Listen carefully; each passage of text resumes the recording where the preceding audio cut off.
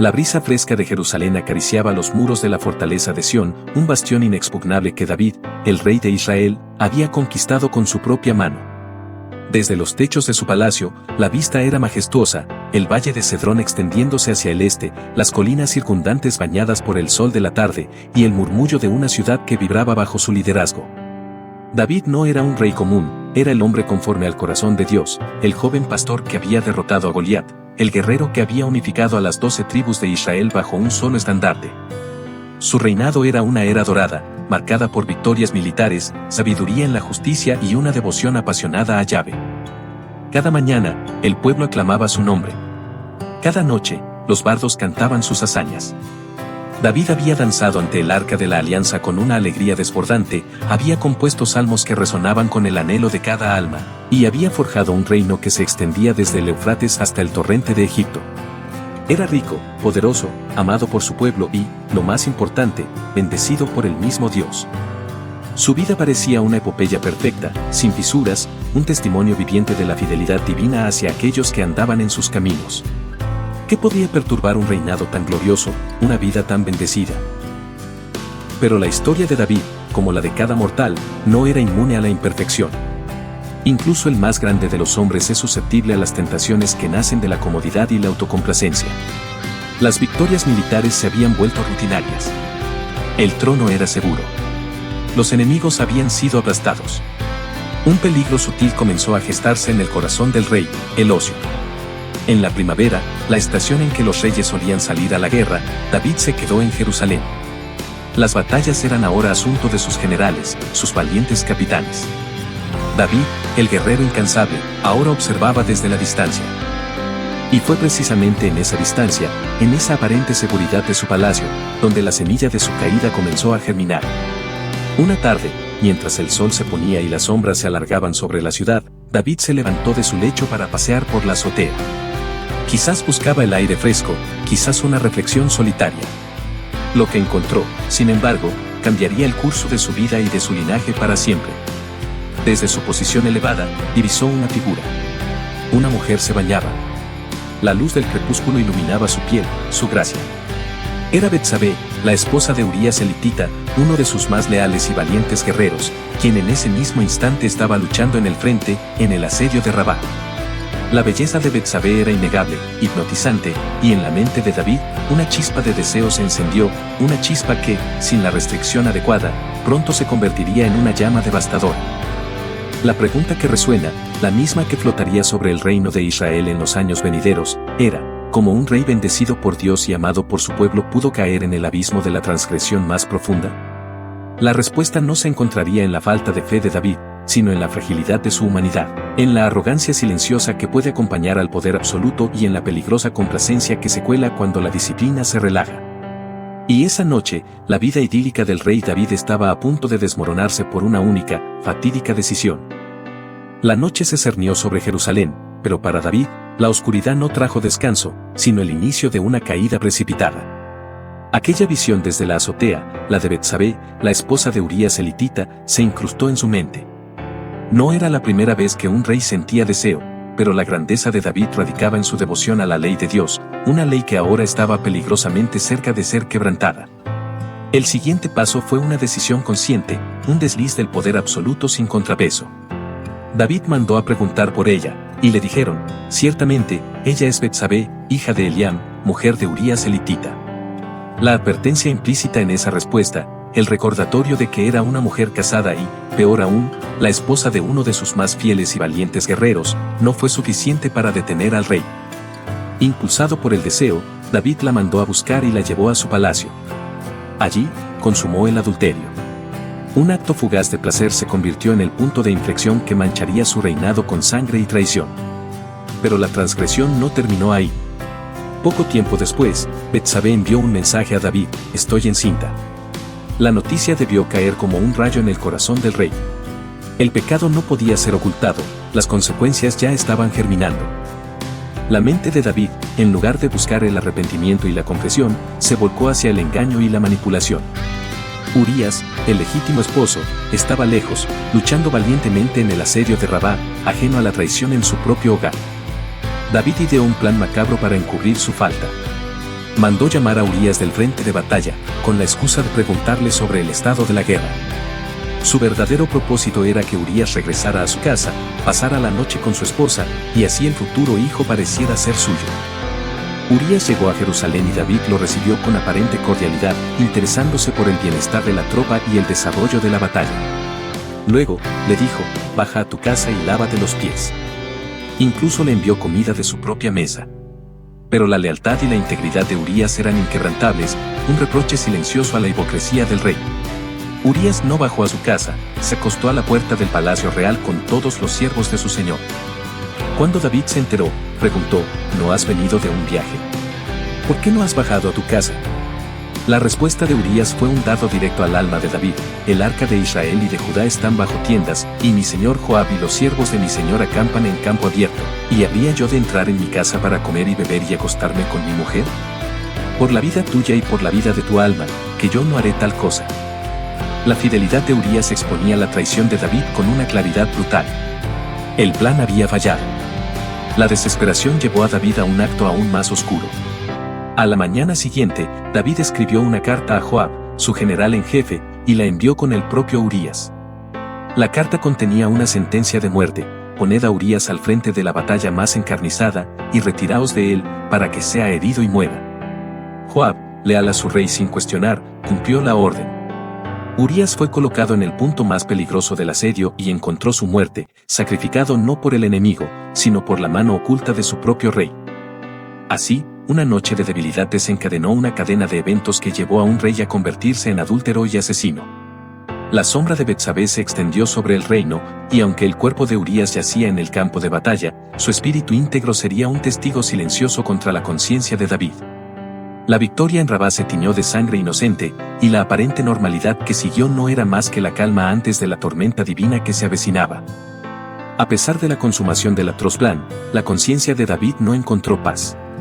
El silencio de Dios era más ensordecedor que cualquier trueno. La victoria en Rabá había sido asegurada, Urías estaba muerto, y Betsabé, tras guardar el luto apropiado, fue llevada al palacio de David para ser su esposa y darle un hijo. A los ojos del mundo, todo parecía haberse resuelto, pero lo que David había hecho fue malo a los ojos de Jehová. La justicia divina, aunque lenta, nunca es eludida. La primera manifestación de la ira de Dios no vino con fuego y azufre, sino con la llegada del profeta Natán. Un hombre audaz, Natán se presentó ante el rey, no con una acusación directa, sino con una parábola aparentemente sencilla. Le habló de un hombre rico que tenía muchísimas ovejas y vacas, y de un hombre pobre que solo poseía una pequeña cordera, a la que amaba como a una hija. Cuando llegó un viajero al hombre rico, éste, en lugar de tomar una de sus propias bestias, tomó la cordera del hombre pobre y la preparó para su huésped. La ira de David se encendió: vive Jehová, que el hombre que hizo esto es digno de muerte. Y debe pagar 4 veces el valor de la cordera, porque hizo tal cosa y no tuvo compasión. Entonces, Natán pronunció las palabras que desgarrarían el alma de David y la de su reino: tú eres aquel hombre. El golpe fue demoledor. La parábola había actuado como un espejo cruel, reflejando el horror de su propio pecado. David no solo había tomado la mujer de otro hombre, sino que había asesinado al inocente Urías. La autoridad moral de David, su identidad como el rey justo, se desmoronó en un instante. Con el corazón quebrantado y la conciencia al descubierto, David balbuceó: he pecado contra Jehová. Fue un reconocimiento genuino, un lamento que resuena en las profundidades de los salmos, un ejemplo de arrepentimiento profundo. Natán entonces declaró el perdón de Dios respecto a la muerte, pero no a las consecuencias: también Jehová ha remitido tu pecado, no morirás. Pero por cuanto con este asunto diste ocasión de blasfemar a los enemigos de Jehová, el hijo que te ha nacido ciertamente morirá. La profecía continuó, implacable: la espada no se apartaría de su casa, y la calamidad vendría sobre el de su propia casa, y sus mujeres serían tomadas ante sus propios ojos. La primera consecuencia fue la más desgarradora. El hijo nacido de Betsabé cayó gravemente enfermo. David, en un acto desesperado de arrepentimiento y súplica, ayunó, se postró en tierra y pasó 7 días implorando a Dios por la vida del niño. Sus ancianos y siervos intentaron levantarlo, pero él se negaba a comer. Su palacio, que antes rebosaba de alegría, se sumió en un silencio de angustia. 7 días de súplicas ininterrumpidas, de un corazón destrozado clamando por la misericordia. Pero al 7º día, el niño murió. Los siervos temieron darle la noticia a David, pensando que si en vida el niño, él había ayunado y llorado, cuanto más grande sería su dolor al saberlo muerto. Sin embargo, David percibió el cambio en sus rostros. ¿Ha muerto el niño?, preguntó. Con temor, le confirmaron la trágica noticia. Y fue entonces, para asombro de todos, que David se levantó del suelo, se lavó, se ungió, cambió sus ropas y entró en la casa de Jehová para adorar. Luego regresó a su palacio y pidió que le sirvieran de comer. Este acto de aparente aceptación, tras un dolor tan profundo, desconcertó a sus siervos. ¿Qué es esto que has hecho?, le preguntaron. Mientras el niño vivía, ayunabas y llorabas, pero luego que el niño ha muerto, te levantaste y comiste. La respuesta de David fue un testimonio de fe y de la aceptación de la soberanía divina. Mientras el niño aún vivía, yo ayunaba y lloraba, diciéndome, ¿quién sabe si Jehová tendrá compasión de mí y el niño vivirá? Pero ahora que ha muerto, ¿para qué he de ayunar? ¿Podré hacerle volver? Yo voy a él, mas él no volverá a mí. La aflicción física había cedido el paso a una herida en el alma, la pérdida de un hijo como un recordatorio constante de su transgresión. Pero las promesas de Natán no habían terminado. La espada no se apartaría de su casa. Las tensiones familiares, la rivalidad entre sus hijos, la semilla del incesto y la venganza, ya estaban germinando en el corazón del palacio, preparándose para estallar y sumir a David en un dolor aún más profundo y en una humillación pública que trascendería la pena personal. La llegada de los amigos y el inicio del debate teológico. La vida de David, a pesar del dolor por la pérdida de su hijo, debía continuar. Había luto en su corazón, pero el peso de la corona no le permitía detenerse. Sin embargo, las consecuencias de sus acciones, tal como Natán había profetizado, no se detendrían en la esfera personal. La espada comenzaría a manifestarse dentro de su propia casa, en las relaciones más íntimas y en el corazón de su familia. Los siguientes eventos marcarían el inicio de un periodo de calamidades que lo llevarían al borde del abismo. La tragedia golpeó de nuevo, esta vez con el horror del incesto y el fratricidio. Amnón, el primogénito de David, se obsesionó con su media hermana Tamar, la hermana de Absalón. Con engaño y violencia, la deshonró. La furia de Absalón, protector de su hermana, fue inmensa. David, al enterarse, se indignó, pero no actuó con la firmeza y la justicia que se esperaría de un rey y un padre. Su pecado con Betsabé había debilitado su autoridad moral, lo había vuelto vulnerable. Absalón esperó 2 años. El rencor y la sed de venganza crecieron en su corazón, alimentados por la inacción de su padre. Finalmente, en una fiesta que Absalón organizó para todos los hijos del rey, mandó a sus siervos que mataran a Amnón. La noticia llegó a David como un golpe devastador, otro hijo perdido, esta vez por la violencia fratricida, cumpliendo la profecía de que la espada no se apartaría de su casa. Absalón huyó, buscando refugio en Jesús, y David lloró amargamente a Amnón, pero el dolor por Absalón, su hijo carismático y ambicioso, no era menor. 3 años pasaron con Absalón en el exilio. Joab, el astuto general de David, percibiendo el anhelo del rey por su hijo, orquestó su regreso a Jerusalén. Pero incluso entonces, David no permitió que Absalón viera su rostro durante 2 años más. Esta distancia, esta falta de reconciliación plena, solo sirvió para alimentar la amargura y la ambición en el corazón de Absalón. Fue durante este periodo de tensiones familiares y un reino con heridas internas que, en otro contexto, Job, el hombre justo, vivió su propia prueba de fe. Job había perdido todo, sus hijos, sus bienes, su salud. Sus 3 amigos, Elifaz, Bildad y Zofar, al oír todas estas calamidades que le habían sobrevinieron, vinieron a consolarlo. Era un gesto de compasión. Al verlo desde lejos, apenas lo reconocieron. Se levantaron, rasgaron sus mantos y echaron polvo sobre sus cabezas hacia el cielo. Luego, se sentaron con él en el suelo durante 7 días y 7 noches, en silencio. Nadie le decía palabra, porque veían que su dolor era muy grande. Este silencio, cargado de respeto y empatía por el sufrimiento de Job, fue, en un principio, un verdadero consuelo. Pero este periodo de duelo silencioso no duraría. El dolor de Job era demasiado grande, y su necesidad de una respuesta lo llevó a romper el silencio con una amarga lamentación, maldiciendo el día en que nació. Fue entonces cuando sus amigos, bien intencionados pero profundamente equivocados en su teología, decidieron intervenir. Su consuelo se transformaría en un debate brutal, una serie de acusaciones que solo añadirían tormento al sufrimiento de Job. Elifaz fue el primero en hablar, sugiriendo que el sufrimiento de Job debía ser el resultado de un pecado oculto, porque nadie que fue inocente jamás pereció. Luego le siguieron Bildad y Zofar, cada uno argumentando desde la misma premisa: Dios es justo, y si Job sufre, es porque ha pecado. Sus palabras, en lugar de aliviar, se clavaron como puñales en el corazón de Job. La llegada de los amigos de Job, en su intento de explicar lo inexplicable desde una lógica humana ilimitada, se convirtió en una carga aún mayor que las propias calamidades, llevando el debate a un punto donde la fe y la justicia divina serían puestas a prueba de maneras inesperadas. A veces, la ayuda más cercana puede ser la fuente de mayor tormento. Elifaz, Bildad y Zofar habían terminado sus argumentos, repitiendo la misma premisa: el sufrimiento es un castigo directo por el pecado. Job, por su parte, se había defendido, proclamando su inocencia y clamando por una audiencia con Dios para justificar su causa. El debate había llegado a un punto muerto, agotado en su retórica repetitiva. Fue entonces, en medio de este silencio tenso y la frustración de las palabras dichas y no dichas, que un nuevo personaje emergió. Un joven, cuyo nombre era Eliú, hijo de Baraquel Busita, de la familia de Ram. Eliú había permanecido en silencio hasta ese momento, escuchando pacientemente el discurso de los tres amigos y las respuestas de Job. Pero su paciencia tenía un límite. Estaba indignado.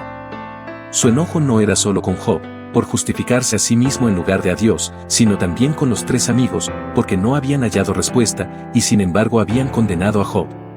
Se sentía impelido a hablar, como un odre de vino que está a punto de reventar.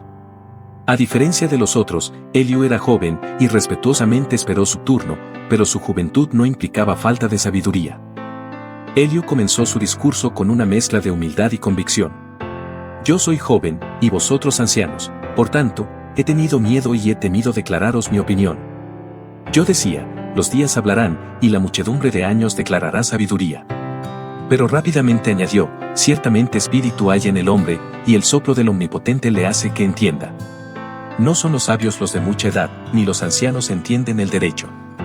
Con estas palabras, Eliú se posicionó como alguien con una perspectiva diferente, una revelación que no dependía únicamente de la experiencia, sino de la inspiración divina. Su crítica a los amigos de Job fue directa. Les reprochó no haber encontrado una respuesta convincente, dejando a Job sin refutación. Os he prestado atención, y he aquí que no hay de vosotros quien redarguya a Job y responda a sus razones. Para que no digáis, nosotros hemos hallado sabiduría, lo vence Dios, no el hombre. Eliú no buscaba humillar a Job, sino corregir su perspectiva y la de sus amigos. Él reconocía la grandeza de Dios y su justicia, pero su entendimiento del sufrimiento era más matizado, más allá de la simple ecuación pecado igual a castigo. Eliú afirmó que Dios habla al hombre de diversas maneras, a menudo a través del sufrimiento mismo, para corregirlo y evitar que caiga en pecados mayores. No siempre es un castigo, sino una forma de instrucción y purificación.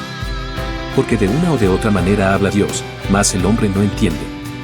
Por sueño, en visión nocturna, cuando el sueño cae sobre los hombres, cuando se adormecen sobre el lecho, entonces revela al oído de los hombres, y le señala su consejo, para quitar al hombre de su obra, y apartar de él la soberbia, para guardar su alma del hoyo, y su vida de pasar a la sepultura. Eliú introdujo la idea de que el sufrimiento puede ser preventivo, una gracia que aparta al hombre de un camino destructivo. Además, Eliú defendió la justicia de Dios, enfatizando que Él es inmensamente superior a los hombres y que no está obligado a rendir cuentas a nadie. ¿Acaso contendrá el que disputa con el Omnipotente? El que razona con Dios, responda a esto. Eliú reafirmó la soberanía de Dios y su carácter inmutable. Su discurso preparó el escenario para la aparición final del propio Dios, quien pondría fin al debate y revelaría la inmensidad de su sabiduría y poder, superando con creces la limitada comprensión humana. La irrupción de Eliú, aunque tardía, fue crucial para desviar la discusión de la culpa de Job hacia la verdadera naturaleza de Dios y los misteriosos propósitos de su providencia. La intervención de Eliú y una nueva perspectiva. El debate entre Job y sus tres amigos había llegado a un punto muerto. La repetición de los argumentos, la frustración de Job y la inflexibilidad de Elifaz, Bildad y Zofar habían creado un círculo vicioso de acusaciones sin resolución. Parecía que no habría una salida lógica a su impasse teológico. Fue en este momento de estancamiento que una nueva voz, hasta entonces silenciosa, irrumpió en la conversación: Eliú. Eliú, un joven que había estado presente durante todo el prolongado debate, había esperado pacientemente. Su silencio se debía a su respeto por la edad de Job y sus amigos, pero su espíritu se encendía de indignación. Estaba molesto con los 3 amigos porque no habían encontrado una respuesta convincente y aún así habían condenado a Job. Pero también estaba molesto con Job, porque Job se justificaba a sí mismo más que a Dios. Para Eliú, Job había caído en la arrogancia de creerse más justo que el Creador. Con una elocuencia inesperada, Eliú comenzó su discurso, rompiendo la tensión del estancamiento.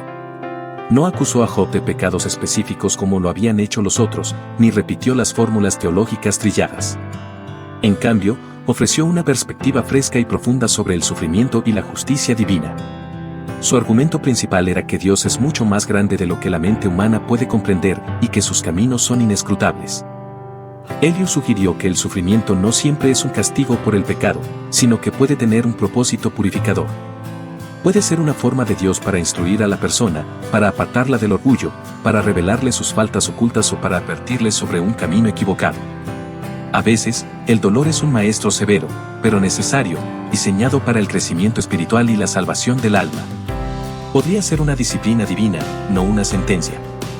Además, Eliú enfatizó que Dios habla de diversas maneras, a través de sueños, visiones y también a través del dolor y la enfermedad. Si una persona presta atención a estas correcciones, Dios puede librarla del pozo de la destrucción. Para Eliú, la sabiduría no residía en la capacidad de Job de defender su inocencia, sino en la humildad de someterse a la voluntad de Dios y buscar el significado detrás del sufrimiento. La intervención de Eliú sirvió como un puente, preparando el escenario para la intervención divina. Sus palabras, aunque humanas, anticiparon la revelación de la omnipotencia y la sabiduría de Dios que estaba a punto de manifestarse. Él reafirmó la justicia y la soberanía de Dios, pero de una manera que dejaba espacio para el misterio y el propósito redentor del dolor, algo que los 3 amigos de Job no habían logrado captar en su rígida teología. Justo cuando el debate parecía no tener fin, y Job estaba al borde de la desesperación por no encontrar una respuesta, una voz inesperada cambió todas las reglas del juego. Eliú había sentado las bases para que Job y sus amigos levantaran la vista más allá de sus argumentos limitados, para que se prepararan para escuchar la voz del mismo Todopoderoso que, desde el corazón de la tempestad, estaba a punto de dar la respuesta definitiva, no en forma de explicación, sino de una majestuosa manifestación de su poder. La respuesta de Dios desde la tempestad. El discurso de Eliú había preparado el terreno, elevando la perspectiva de lo meramente humano a lo divino, pero nada, ni las lamentaciones de Job ni las acusaciones de sus amigos, ni siquiera la sabiduría de Eliú, podía compararse con lo que estaba a punto de ocurrir. Justo cuando la humanidad había agotado sus argumentos y su comprensión, Dios mismo intervino. No vino con explicaciones lógicas o respuestas directas a las preguntas de Job sobre el porqué de su sufrimiento, sino con una demostración abrumadora de su poder y su sabiduría insondable. Desde un torbellino, una tempestad imponente que se cernía sobre ellos, la voz de Dios resonó. No era una voz suave o consoladora, sino una que exigía atención y humildad. La primera pregunta de Dios a Job fue un desafío directo: ¿quién es este que oscurece el consejo con palabras sin conocimiento? Con esta pregunta, Dios descalificaba la pretensión de Job de comprender los caminos divinos. Luego, le ordenó: cíñete ahora los lomos como varón, yo te preguntaré, y tú me contestarás. Dios no venía a ser interrogado por Job, sino a interrogarlo. Lo que siguió fue una serie majestuosa de preguntas retóricas que abarcaban la totalidad de la creación. Dios no le dio a Job una razón para su sufrimiento, sino que lo llevó en un viaje a través de la inmensidad de su creación, desde los cimientos de la tierra hasta las profundidades del mar, desde los fenómenos meteorológicos hasta la complejidad de la vida animal. ¿Dónde estabas tú cuando yo fundaba la tierra? ¿Quién le puso sus medidas, si lo sabes? ¿O quién tendió sobre ella cordel? ¿Quién encerró con puertas el mar, cuando se derramaba saliendo de su seno, y le dijo: hasta aquí llegarás, y no pasarás adelante, y aquí parará el orgullo de tus olas? Preguntó sobre las fuentes de la luz y las tinieblas, sobre los tesoros de la nieve y el granizo, sobre los caminos por donde se difunde la luz y se extiende el viento oriental. Dios confrontó a Job con la ignorancia humana ante la vastedad de su poder creativo. ¿Conoces tú las leyes de los cielos? ¿Dispone su dominio sobre la tierra? Lo retó a explicar el ciclo de la lluvia, la formación de las nubes, el brillo de las estrellas y el control de las constelaciones. Luego, la voz divina se centró en la creación animal, mostrando la sabiduría de Dios en cada criatura, desde el león que ruge por su presa hasta el cuervo que busca alimento, desde la cabra montés que pare hasta la cebra salvaje que corre libre. Habló del avestruz que olvida a sus crías, del caballo que se burla del miedo, y de la capacidad del águila para volar alto y ver su presa. Cada pregunta resaltaba la incapacidad de Job para controlar, comprender o incluso influir en el más mínimo aspecto del vasto y complejo universo de Dios. Con estas palabras, Dios no estaba humillando a Job por el placer de hacerlo, sino demostrándole que su limitada perspectiva humana no podía abarcar la magnitud de los propósitos divinos. La verdadera lección era sobre la soberanía de Dios. Él es el creador y sustentador de todo, y sus caminos son más altos que los nuestros. Ante tal despliegue de majestad y poder, Job, el hombre que había clamado por un juicio, el que había deseado confrontar a Dios, se vio completamente abrumado. Su arrogancia se desvaneció, y su corazón se humilló. Reconoció su propia pequeñez y su falta de entendimiento. He hablado cosas que no entendía, cosas demasiado maravillosas para mí, que yo no comprendía, dijo Job. De oídas te había oído, mas ahora mis ojos te ven. Por tanto, me aborrezco y me arrepiento en polvo y ceniza. Cuando la voz de Dios retumba desde la tempestad, todas las preguntas de los hombres se vuelven insignificantes. La respuesta no fue una explicación intelectual, sino una experiencia trascendente que transformó a Job, no dándole las razones de su sufrimiento, sino revelándole la grandeza incomprensible de su Dios. El arrepentimiento de Job y la restauración divina. La confrontación con Dios, desde el corazón de la tempestad, había silenciado todas las argumentaciones humanas. Job, antes tan vehemente en su defensa y en su clamor por justicia, se había humillado por completo. Su aborrezco y me arrepiento en polvo y ceniza no fue una confesión de un pecado específico que causara su sufrimiento, sino un reconocimiento de su insignificancia y su limitada comprensión ante la majestad infinita de Dios. Esta humildad profunda marcó el punto de inflexión en la historia. La intervención divina no solo transformó a Job, sino que también corrigió a sus amigos. Después de haber reprendido a Job, el Señor se dirigió a Elifaz el temanita, y a través de él a los otros dos. Mi ira se ha encendido contra ti y tus dos compañeros, porque no habéis hablado de mí lo recto, como mi siervo Job, declaró Dios. La teología rígida de los amigos, que insistía en que el sufrimiento es siempre un castigo directo por el pecado, había distorsionado la imagen de Dios y había agravado el dolor de Job. Su consuelo había sido, de hecho, una acusación falsa y dañina. Como acto de expiación, Dios les ordenó: tomad ahora 7 becerros y 7 carneros, e ide a mi siervo Job y ofreced holocausto por vosotros, y mi siervo Job orará por vosotros, porque de cierto a él le concederé que no os trate según vuestra locura, por cuanto no habéis hablado de mí lo recto, como mi siervo Job. La ironía era palpable. Aquellos que habían venido a aconsejar a Job ahora dependían de su intercesión para el perdón divino. Job, a quien habían condenado, se convirtió en su mediador. Job oró por sus amigos. Este acto de perdón y intercesión por quienes lo habían maltratado verbalmente demostró la transformación de su corazón. No había resentimiento, solo una fe renovada y una obediencia a la voluntad de Dios. Y fue en el momento en que Job oraba por sus amigos que Jehová quitó la aflicción de Job, y le dio al doble todo lo que había tenido. La restauración de Job fue total y abundante. Dios le dio el doble de todo lo que había poseído antes: 14,000 ovejas, 6,000 camellos, 1,000 yuntas de bueyes y 1,000 asnas. Además, le nacieron otros 7 hijos y 3 hijas. Sus hijas fueron las más hermosas de toda la tierra, y Job les dio herencia entre sus hermanos, algo inusual para la época, demostrando la bendición especial sobre su familia. Después de esto, Job vivió 140 años, y vio a sus hijos y a los hijos de sus hijos hasta la 4ª generación. Murió anciano y lleno de días. La historia de Job culmina con un mensaje poderoso: el sufrimiento no siempre es un indicativo de pecado, la sabiduría humana es limitada, y la verdadera fe se manifiesta en la humildad y la confianza en la soberanía inescrutable de Dios. Job no obtuvo una explicación de su dolor, pero obtuvo algo mucho más valioso: una visión más profunda de Dios mismo y una restauración que superó con creces lo que había perdido. Su prueba, aunque devastadora, lo llevó a una relación más íntima y a un entendimiento más claro de la grandeza divina.